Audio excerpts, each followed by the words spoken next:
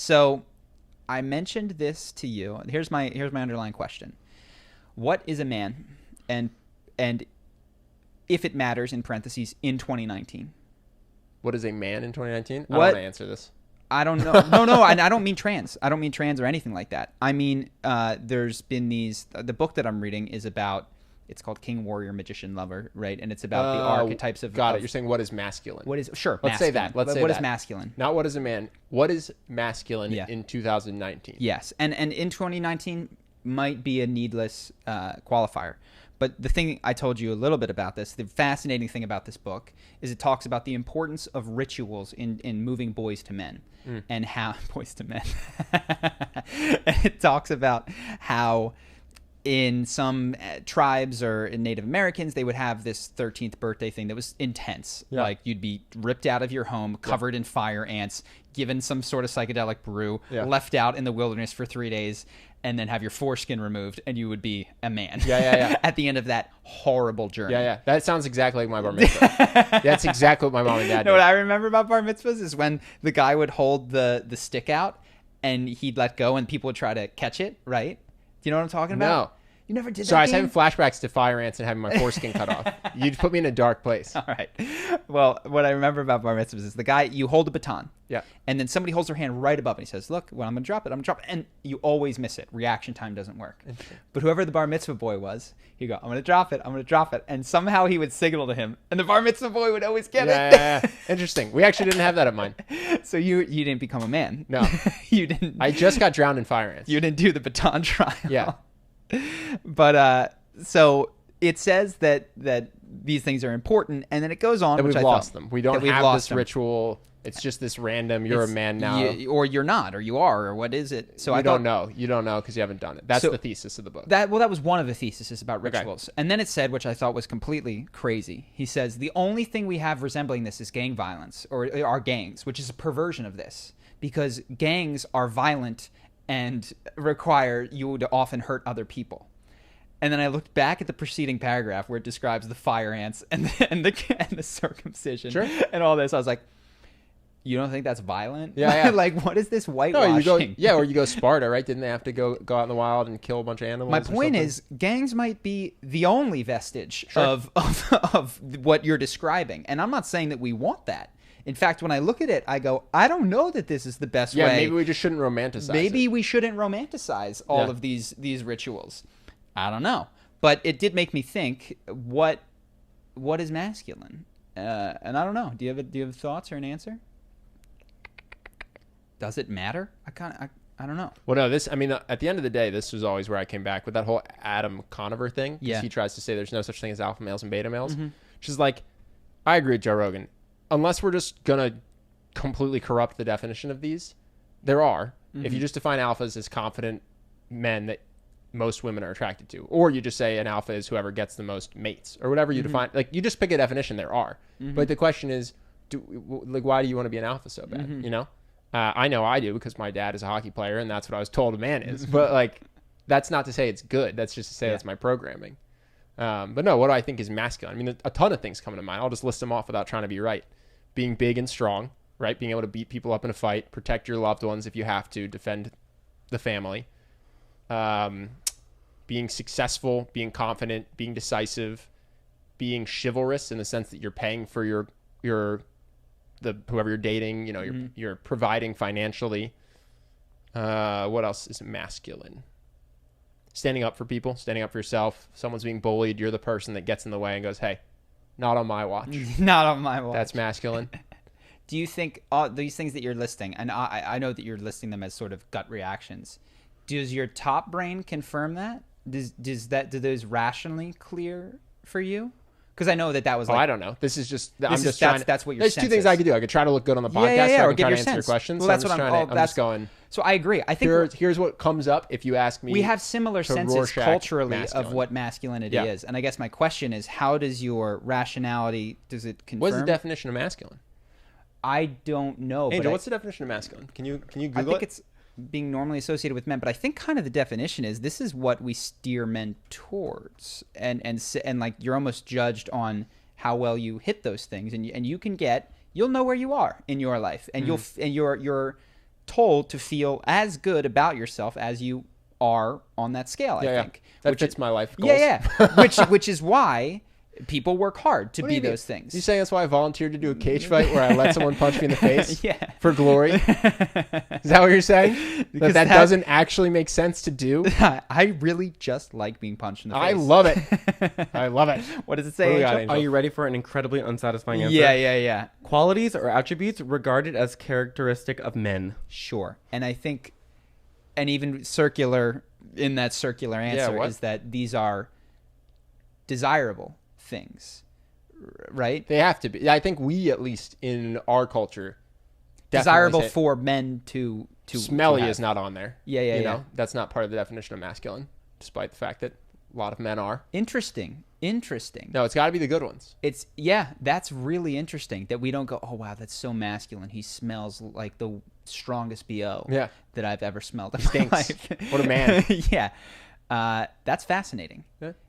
That it's I've kind of talked about this. Honestly, another high testosterone trait would be being quick to violence, which is not something we consider masculine.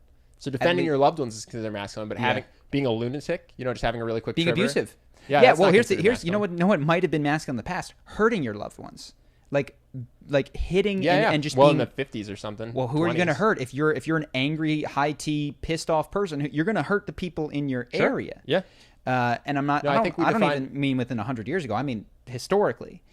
I think implicit in the word masculine today is that it's the good stuff. It's not just the stuff that correlates with being a man. It's the stuff that you're supposed to think makes a man a man. And again, the good stuff, the good being a word that is hypercharged, because what it is no, it's relative.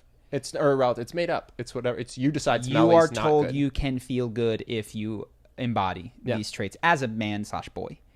And it's just interesting. I was reading this book. I was like, this is, I don't know. I'd like to talk to someone who feels differently. It feels like a strong mechanism of control.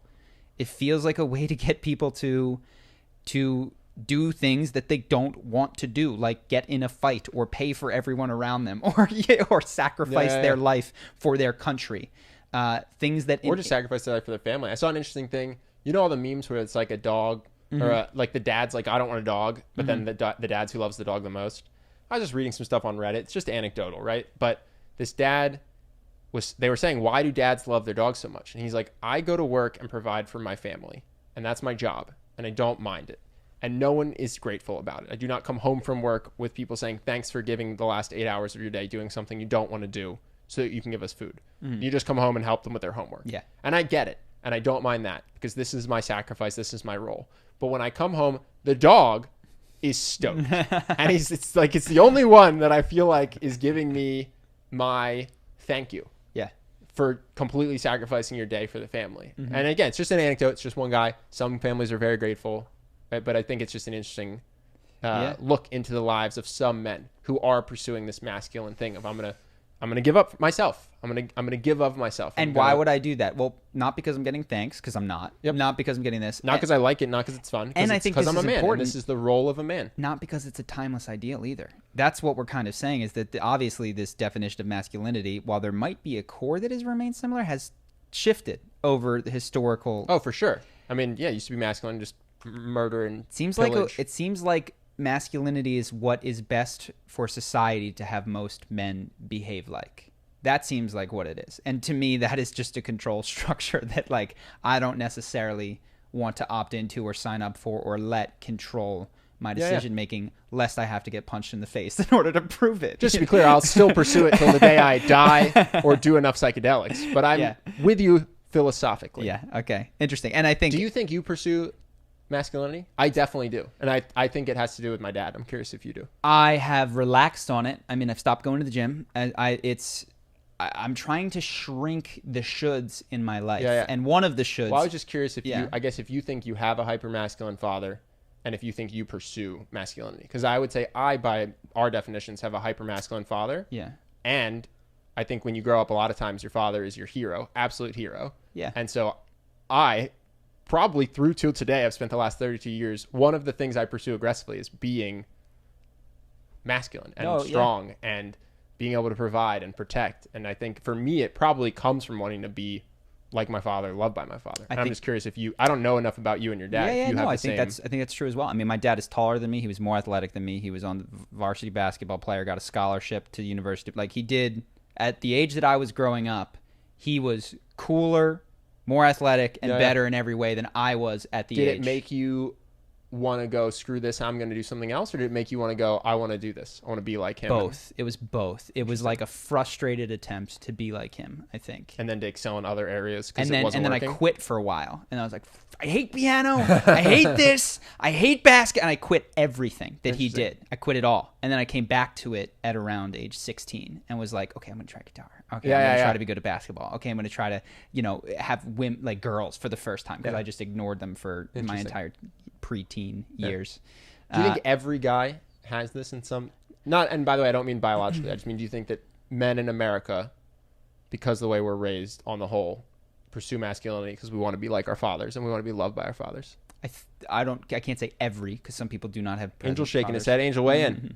So I usually don't speak up, but I had a pretty hyper masculine father too, but I didn't have a great relationship with him. So growing up, I actually very much rejected masculinity. I sort of pursued the quote unquote feminine, and I always was like really into shopping and fashion and like things that I thought were feminine. I kind of did it on purpose to piss people off in my life. Got it. Because you weren't close to your dad. That's fascinating. Because I do think I think there can be a rejection of your parents as well. Absolutely. I think they either influence you on what to move towards, or they can swing you away. I don't think anyone's neutral on their parents, but I totally buy this. Like, I think there's a lot of people who probably go, I hate this person and I'm going to be the opposite. I have to think more about it. It's really interesting because what I'm hearing is that we're saying there might be some biology in here, which is certainly worth considering because there's a lot of biology in everything.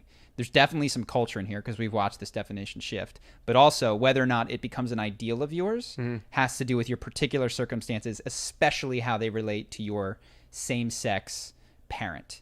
And I'm sure the analog is true for femininity in many ways for people as well. I don't have personal experience, trying to do that. But yeah, the person that isn't that interesting? I wonder why that is. What? Like you can love your mom, but it doesn't make you want to be more feminine necessarily. Well, I think what it does is it defines the type of love that you look for in women but don't look for or run from, right? Yes. But it doesn't make you want. You can love both parents just as much, but you don't want to move towards feminine necessarily. Well, whether this is cultural, biological, or whatever. Yeah, I don't know. Angel, were you close to your mom? Yeah, very. I was raised by a single mom mostly. So yeah. Interesting. That's fascinating. Did you emulate her and her? Obviously, you took after her in many ways because she was your mother. But do you feel like in the same way that we're describing that, like Ben tried to become like his dad and actually like mine? No, because she was a single mother, I was sort of expected to step up and be the man of the house. Interesting. But I didn't want to, so I was like, no, that's not happening. So complicated. This is part of why I don't want to have a kid. It's so complicated. It's so much. There's nature. There's nurture. There's so much stuff. You can try your best, and it's just so hard. Yeah. What makes a person who they are as an adult is so complicated. So anyway, this is worth more thought. Appreciate you chiming in. Appreciate you chiming in. It's a good. Ben and I have the same. Thanks for hearing me out. No, That's why I saw him shaking his head. I wanted to hear it. Yeah, Ben and I are too similar sometimes. But I do think that it is important, at least at this point in my life, and for many people, to pause, step back, and not just with masculinity, but towards all of the goals that they're asking, and ask, how did this idea get put into my head, and is it one that is improving my life to continue to strive? And you can ultimately continue down the same path. But as I've unpackaged and reflected, my idea of masculinity was a lot of the things that you described, but plus one you didn't, which is making women happy. Like the most masculine man in my eyes is the one that all the women love and all the women want to be around and everybody likes him. But not just all the women want to sleep with. For you, it was all the women want to sleep with and want to date and want to stay with. Yes. And want to and like. Yeah. It wasn't like a player. Yeah. Because someone could define masculine as just the guy that sleeps with the most women and then he treats them poorly, but they still like him. And that could be that. Oh yeah, that's that for you. It was like I care for them. They adore me. Yeah. Forever. Yeah, which is my mom, right? Yeah.